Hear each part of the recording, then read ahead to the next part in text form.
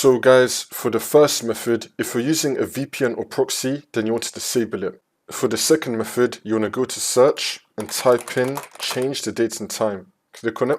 And now once you're on this, make sure that your time zone is correct. Make sure that you have set time automatically turned on.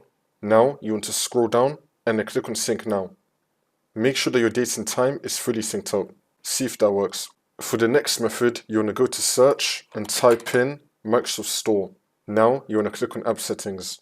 And now once you're on this, you want to scroll down and then click on terminate. Now you want to click on repair. Wait for this to load. And then once that's been done, see if that works. If not, then you want to click on terminate and then click on reset. And then click on reset again. Now once that's been reset, see if that works. For the last method, you want to go to search and type in check for updates. Click on it. And now once you're on this, you want to click on check for updates. Make sure that your computer is fully up to date. Once you update your computer, you want to now restart your computer. Come back into Windows and then hopefully this will now fix your problem.